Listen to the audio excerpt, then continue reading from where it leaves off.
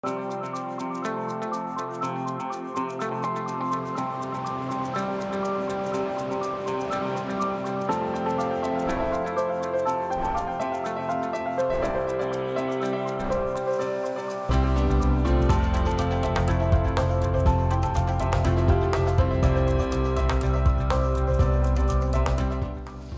good afternoon and thanks for joining us. I'm Judy Simpson. As always, on the fourth Wednesday of the month, I'm joined by Mark LaBarr, conservation biologist for Audubon, Vermont. Great to have you with us. Always great to be here. So today it looks like we're going to talk about two different bird surveys that have been conducted. Yeah, and we've talked about these surveys. The one, and I'll start with it, is the Midwinter Bald Eagle Survey. The other one will be the Christmas bird count.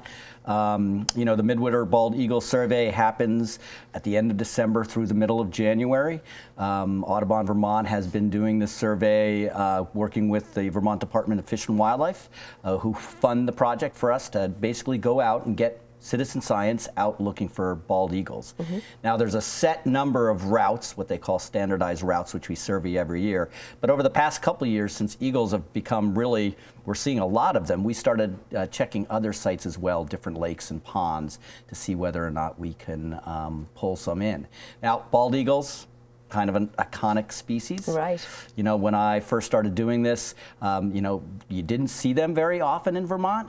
This is a picture by Doug Gimler, but the classic white head, white tail, and they're basically showing up all over the place this year. The early kind of winter that we had at the beginning made things very warm, and so there was a lot of open water. This is usually when the surveyors go out. You know, there were about 30 surveyors that went out and checked for eagles. This is pretty much what they see. That picture that we had before, one right up there in your face, sometimes you get it, but oftentimes it's that bird off in the distance. And that picture was from the Loringer family. So just want to give them credit for sending that in to me. So these surveys are conducted, and they're part of a nationwide survey where all that data goes in to look at eagle trends. And this year we had about 50 birds that we saw. That's a lot. It is a lot. Last year we had 80, so it's down a little bit. But these past 2 years, since we've really kind of expanded the survey beyond those standardized routes, we've really started to pull the birds in. And of course, we had a lot of open water at the beginning of the year, but right when the survey hit, everything got cold. So my survey was Shelburne Pond, and of course I went out there and it was frozen solid. And usually that forces the birds other places. Now Lake Champlain remained wide open. Right. And so sometimes that makes it a little bit difficult because the birds don't get concentrated in one point in time, but still 50 is a good number. All right. And there's another survey you wanted to mention? Well, the Christmas bird count, right. Which you did a little piece on earlier for WCIX, the 116th year that this count has been happening. There's more than 20 count circles in the state of Vermont, and these circles are 15 miles in diameter. Burlington has one, for instance. And people go out and they try to count as many birds as they can on specific count days, pretty much the latter part of December. So from the second half of December right through the CBC, the count that I did was on January 2nd in Heinsberg. And it was an interesting year. And look who showed up on my count. In the background there, you'll see Charlie Harder, who you interviewed as part of that story. Well, I did, because when you were talking about different birding books, and you talked about the Sibley and coming to speak for Audubon, Vermont, and Charlie was there, and I thought, how great is that there's a young man who's so interested in birds? So when I got the chance to do the bird count story, I said, I got to talk to Charlie. Yeah, and it was great, because in that story he says, I'm going to go out and do a Christmas bird count. Right. And it just turned out that I ended up on with his team in the Heinsberg count. The two other women that are there, one is Lauren Johnson. She's an Essex high school student that was interning, volunteering for me, and the one with all that hair is my daughter. But it was great to be out with a bunch of young folks looking for birds. It's nice that people are interested. Yeah, and you know, the Heinsberg count is not necessarily the greatest count for diversity. You know, again, all of our data is, as you know, you got Lauren here recording for us. She was our recorder. But we did have a couple of good birds on the Heinsberg count. We had, you know, the big one probably was one of the first birds that we had bluebirds. A favorite of yours. I know. That makes me optimistic that I could lure some to stay overwinter at my house. And we just happened to get out of the car, and there was a flock of 6 of them that flew right in. It was a gray day, so nice to see that the bluebirds were sticking around. And then towards the end of our time, about noon, a little after, we had a marsh hawk fly in over just off 116. And this is a bird that, you know, we've talked about. We do see them in the winter, big white rump patch. The bird we saw happened to be a nice gray male, so that was one of the highlights that we had for that. How big of a bird is that? They're a little bit smaller than, say, a red tail, so a little bit bigger than a crow, maybe, somewhere in that zone. How about unusual numbers of species? It's interesting because many of the counts came in were at folks having seen lower numbers of birds this year because of the warm weather. The count was conducted right there when we didn't have any snow and temperatures were really high around the holidays. So numbers seemed to be lower. You know, the islands count had 64 species, and yet they kind of made up for it in actual numbers. So they had a low count for number of species, but the number of birds they saw was way beyond what they normally had because they had 84,000 snow geese. Wow. So this is off of Point of Roche, okay, the New York side. Snow geese, we often see them around Vermont at Dead Creek in the fall where they come down. Well, again, Lake Champlain was wide open, and so there was a tremendous amount of geese out there. Probably tough counting. You know, when you get a flock of snow geese, yeah, that's almost impossible to count. It is just a blanket of white. How do you count that? Yes, and so, you know, that's an estimate, but I think their regular numbers they had was roughly around 25,000 birds, and they were close to 90,000 with all of the snow geese that they had there. So did they stick around later because the lake was open? It seems like it. It seems, you know, if the lake was open, there was areas where they can feed because there was limited snow, so they seem to have stuck around. I haven't heard reports of large numbers of them still, so they potentially have moved on, but they stuck around for the Christmas bird count.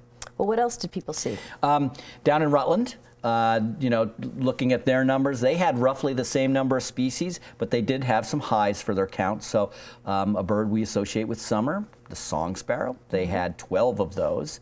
Again, this little guy, we had one, I think, on our count, and occasionally they stick around for Christmas bird count, but to have 12 is good. And they also had 4 great blue herons. Wow. So again, that open water, allowing these birds to stick around and feed. The warm weather, you know, I was in New Jersey for Christmas and it was almost 70 degrees there. So this allowed them to pick up some of these other birds. Anything really unusual? Well, yeah, and that leads into this next one is there were quite a few. You know, here on the Ferris bird count, which is just south of us, they had a pine warbler.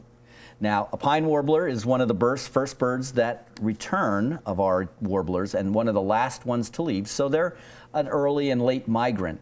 But again, to have them here in Vermont at this time of year is a surprise. And then again, going back to that open water, they also pulled in a greater yellowlegs.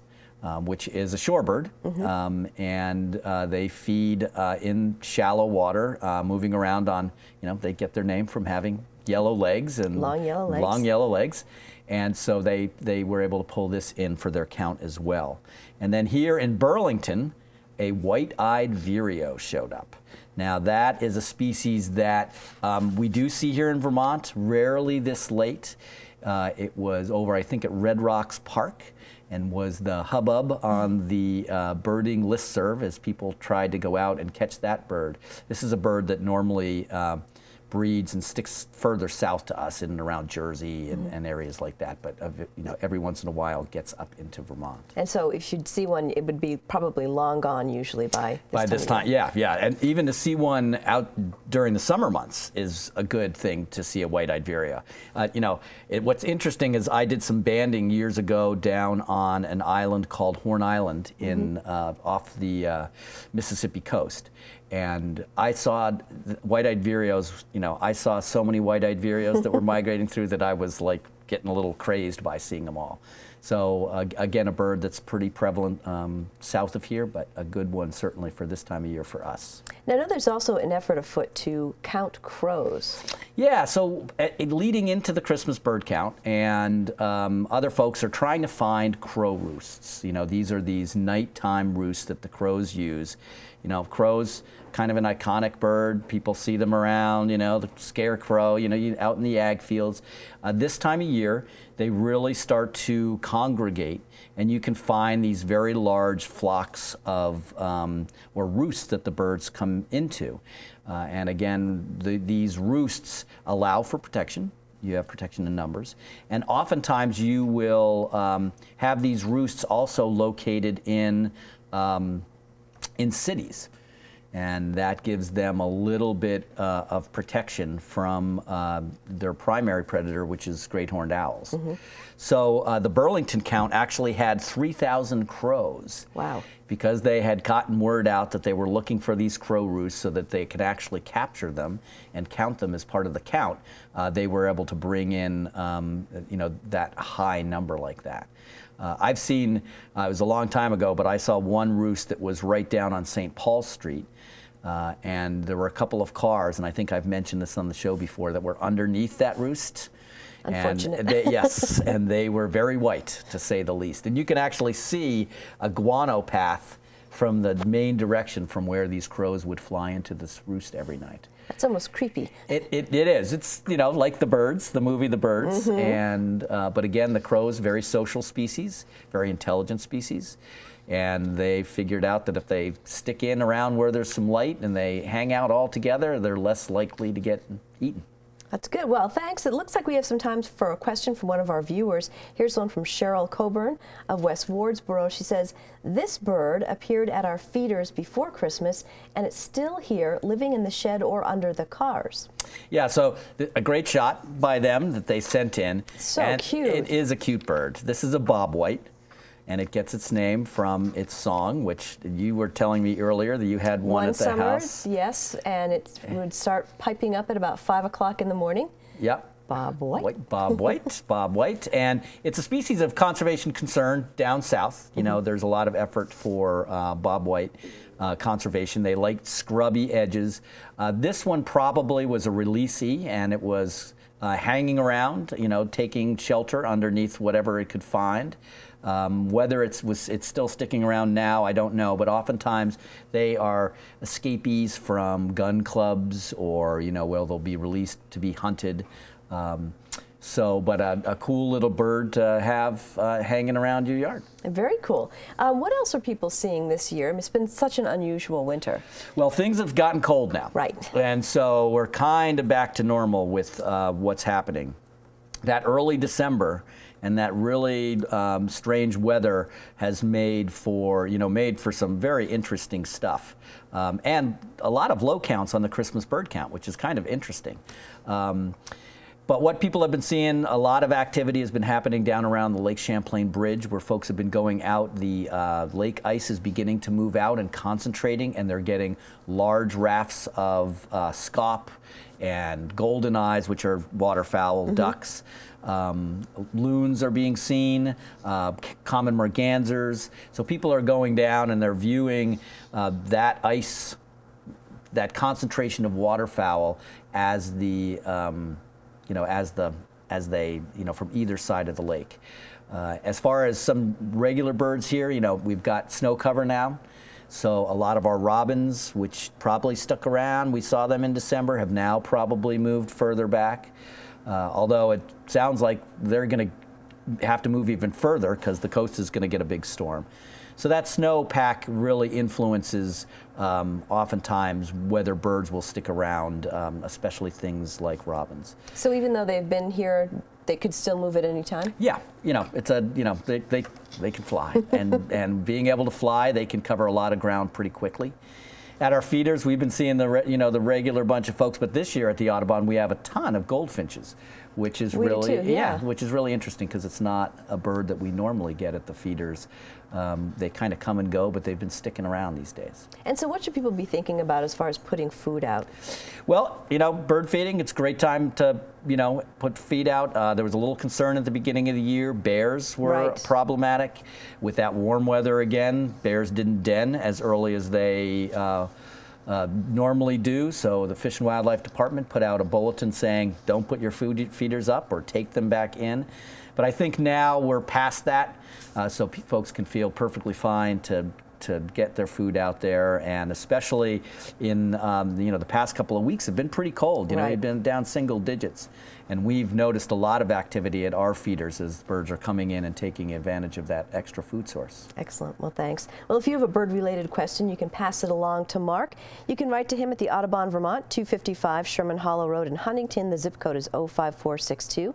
You can also email Mark your questions. His email address is mlabarr@audubon.org. Send Mark your questions, and he'll try to find answers on an upcoming edition of Bird Notes. Thanks so much. You're very welcome. That's our program for today. I'm Judy Simpson. We'll see you again next time on Across the Fence.